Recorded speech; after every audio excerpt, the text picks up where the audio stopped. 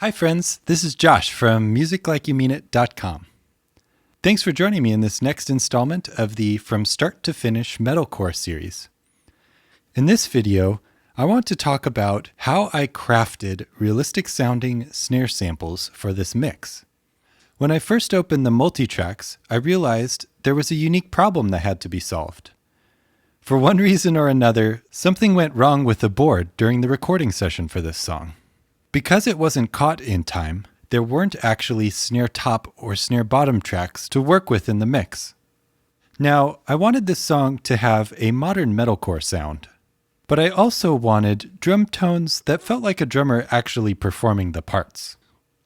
Today I want to show you how I was able to achieve that using samples.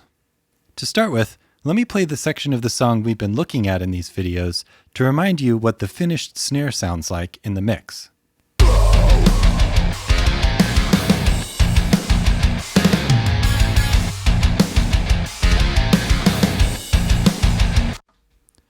So that's got all three elements that I'm looking for in a good snare sound. It has a strong attack, a full sounding body, and you can hear that it's sitting in its own space inside the mix.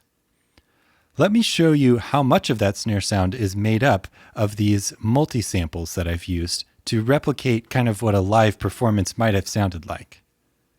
To do that, I'm going to toggle on and off the session snare sample and the snare bottom sample so that you can hear what both of those are doing.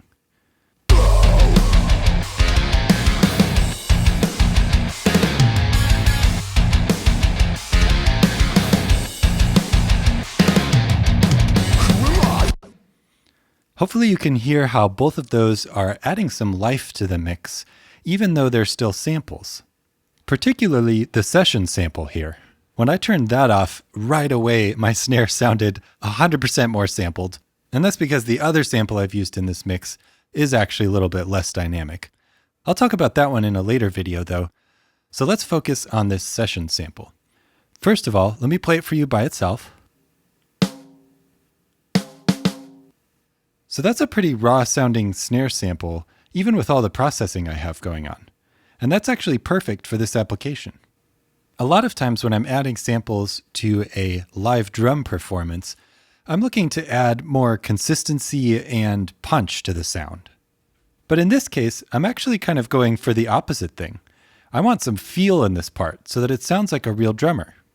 If you've mixed live snare tracks before, you know that there's something about even a really consistent live snare track that still sounds like a person playing an instrument.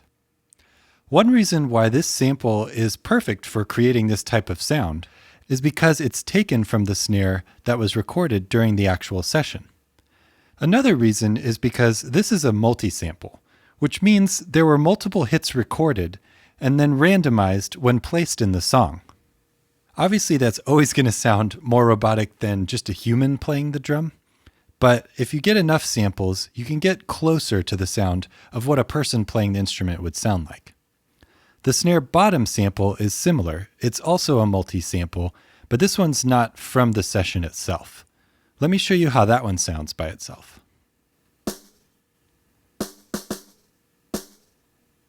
By itself, that might not sound all that impressive, but what I'm getting with this snare bottom mic is some length to the snare sound. So let me play the session snare sample, and then I'll turn the snare bottom on and off so you can hear what it's contributing.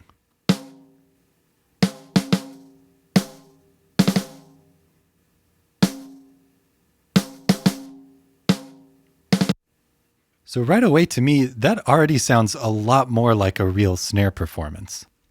Even though it's a multi-sample, that session snare still sounds a little bit robotic, and something about having those rattling snares of that snare bottom sample just brings it that much closer to the sound of a real snare performance.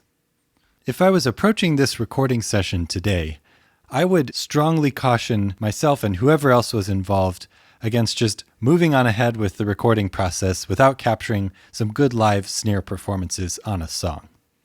That said, I was able to still get a pretty realistic snare tone out of this mix by using these multi-samples, and specifically by using one of the samples created during the actual session itself. So this wouldn't be my first choice, but in the end, I think it did a good job of achieving the goal I set out to. We've got a nice, punchy, modern metalcore drum sound here, but with some of the nuances of a real performance. My question for you before we wrap up here is, what challenges have you faced in snare recording? Drums can be a complex instrument to work with, and I'd be interested to hear what sort of problems you've overcome. Leave a comment below with your story. Thanks again for hanging out with me today. Keep making great music, and I'll see you all next time.